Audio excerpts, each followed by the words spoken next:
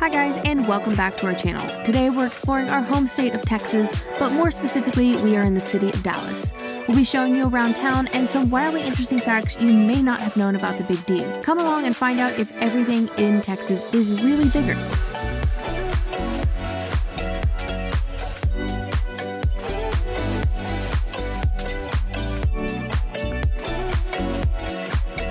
If you're joining us for the first time, we are Brad, Nicole, and we are on a mission to visit all 50 states in 2024. Up until now, we have visited 5 other states, including the Florida Keys, Hawaii, Rhode Island, Connecticut, and Boston, Massachusetts. Follow along our journey across the U.S. by hitting that subscribe button so you don't miss out on the next state. Now strap on your boots and let's giddy up on down to Dallas. Welcome to Dallas. We had to stop and get some gas, and this one comes out of 7-Eleven with a big gulp.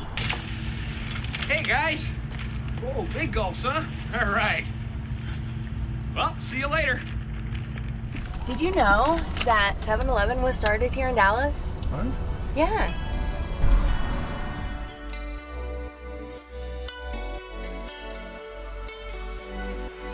You may or may not know, but we're pizza makers by trade.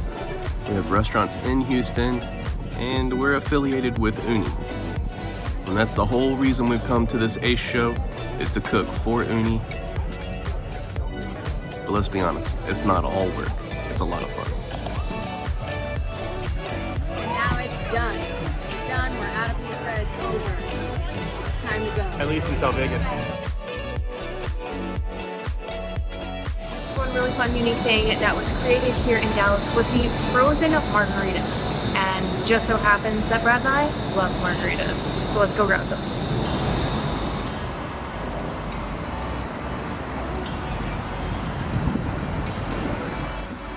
We're currently here in the area called Deep Ellum, and we're stopping by Vidora to eat dinner. So let's go.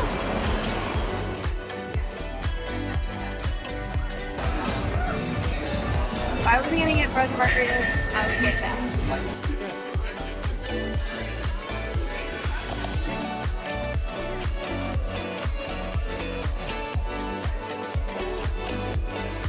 The legend of the frozen margarita starts with Mariano Martinez here in Dallas, who is a restaurateur, and apparently had a crush on a teenage dancer named Margarita. Yes, teenage dancer.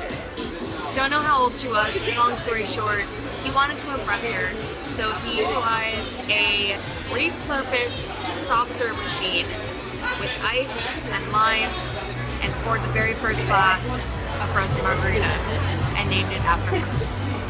And here we are today. The world has never been the same. What just happened? This is massive. I mean, look at that. Very fun again. Whoa. Way too hot.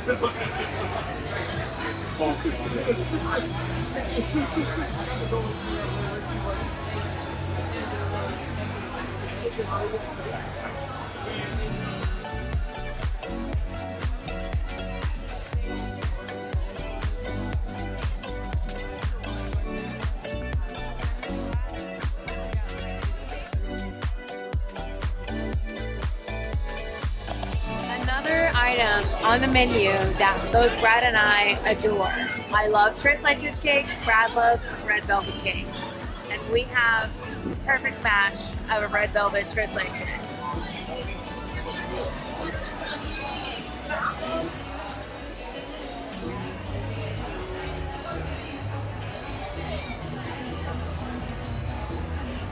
You're really gonna like that. You don't? It kind of tastes like carrot cake. Oh my god. Big bite.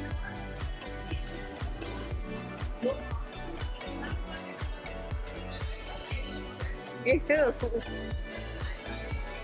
You're right, I do love that. That's so good.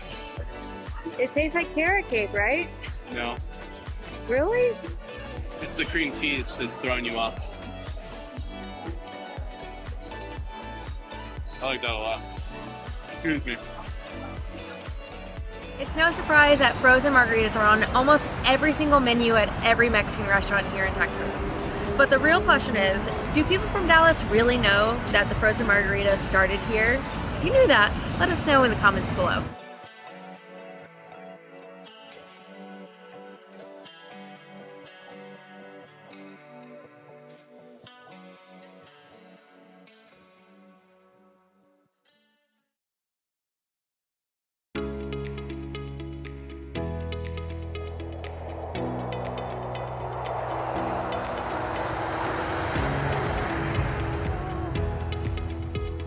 As all great ideas do, this one also started out on a napkin. And this is the layout of Southwest's very first flights from Dallas to Houston and San Antonio.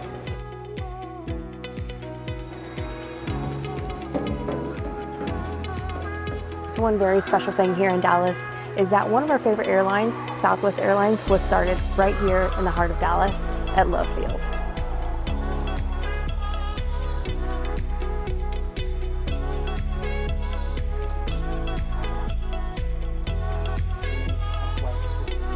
So what's crazy is the old school seats that they had back when I remember flying Southwest for the first time. These seats are so much thicker than the seats that they currently have right now. Maybe some more comfortable.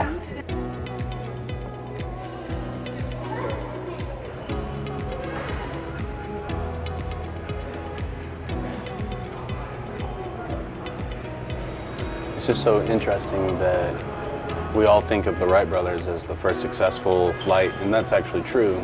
They had the first sustained flight. But even back as early as the 1890s, there were flights happening, attempts, glide, and even back as far as Da Vinci was trying to create some kind of flying contraption.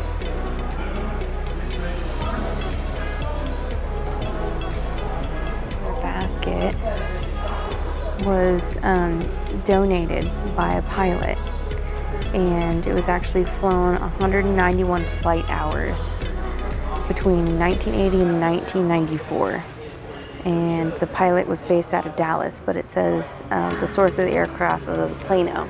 So that means that this was probably flying in the Plano Hot Air and Balloon Festival, which we went on years ago.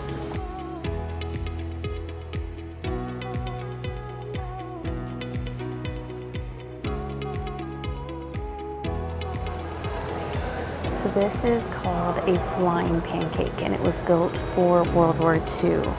It was supposed to be designed for low takeoff and landing operations, and still able to maintain combat. And it flies at 138 miles per hour. The cool thing about this is that the wings on it are specifically designed for aircraft carriers such as Navy planes. But then the project got canceled by the Navy. You can also see one of these at the Smithsonian in Washington, D.C.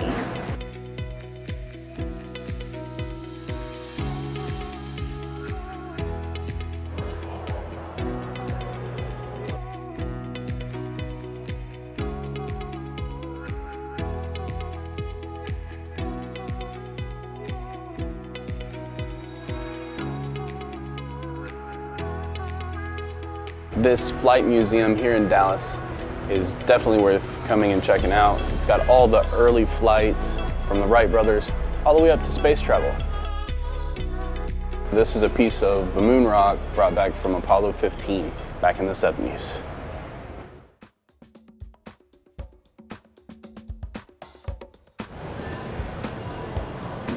This place is way bigger than I thought it was, because this goes all the way back to where we started.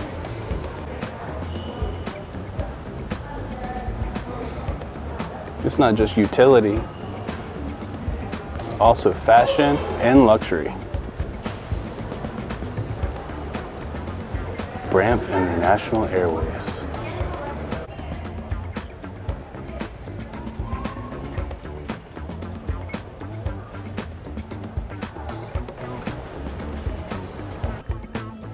The thing about this is that it smells like an airplane over here, and it's such a wonderful smell. I love it.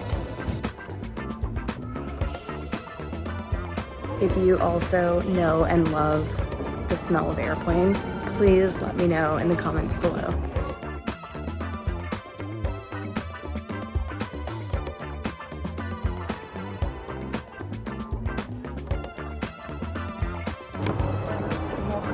say.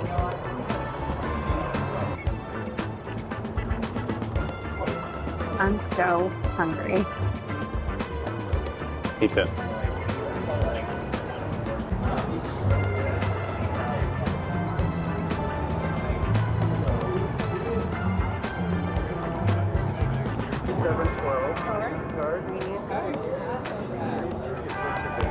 Sure.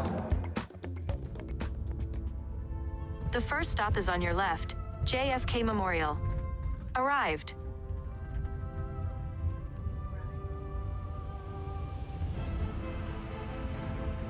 As President Kennedy's car, Big, beautiful Lincoln. made its way past adoring crowds lining the streets. So I would consider this a big crowd.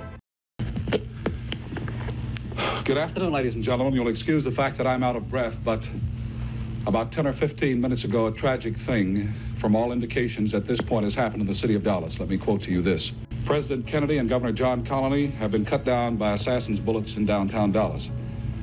They were riding in an open automobile when the shots were fired. The president, his limp body carried in the arms of his wife, Jacqueline, has rushed to Parkland Hospital. Getting ready to wave at the president. And in front of us, coming towards us, and we heard the first shot, and the president, I don't know who was hit first, but the president jumped up in his seat, and I thought it scared him. I thought it was a firecracker, because he looked, fear. And then as the car got directly in front of us, well, a gunshot apparently from behind us hit the president in the side of the temple. Do you think the first gunshot came from behind you, too? I think it came from the same location. November 22nd, 1963, less than 1,000 days after he took his presidency, John F. Kennedy was assassinated right there.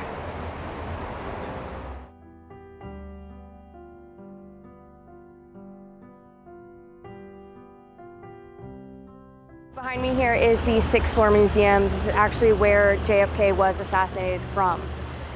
You can go inside of here. There's a 2-hour guided tour that you're welcome to take. Apparently it's quite sad. It is a lot of information to digest. We've heard that many people have cried and shed a lot of tears throughout this museum.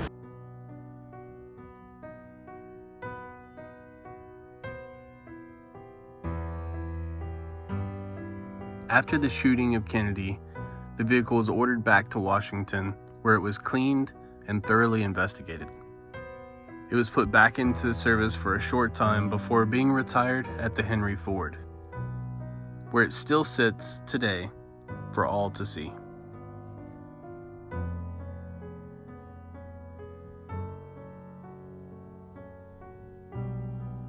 Where do you guys fall with the whole conspiracy? Did JFK get assassinated by a disgruntled American citizen, or was it a government thing? What do you think? We're all showered up, ready to go out.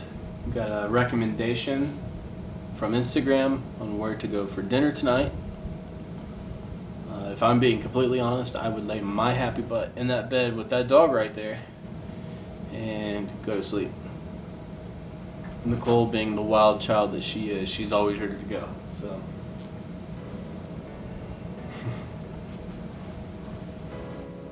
But we're gonna take you guys out.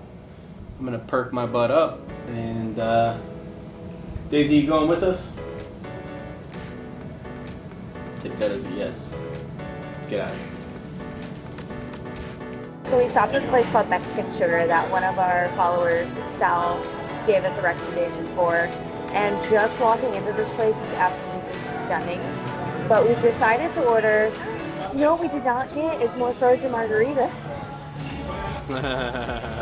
We went straight for the margarita list, which they have a very interesting margarita list. What did you get? You got a beer, right? I've already been drinking beer, so I'm gonna stick with beer because Everybody knows the rules. Beer before liquor.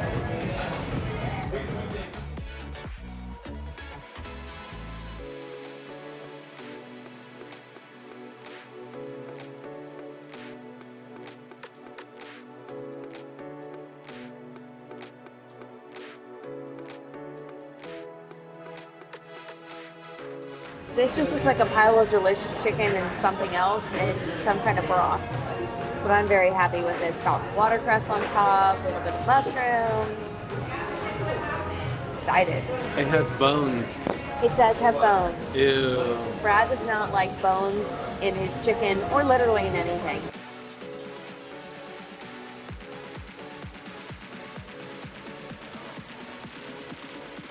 Mexican Sugar is a massive restaurant. There is plenty of seating upstairs as well as downstairs for groups. And they have a bar on each level. The decor here is absolutely stunning and is as impressive as the food.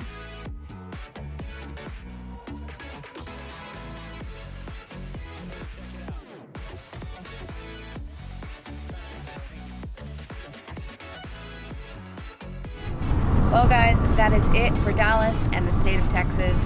We are headed out of state right now for another journey. So stay tuned for the next leg of this road trip.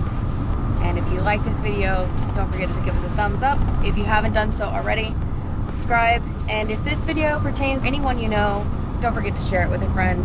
We'll see you guys on the next one. Bye!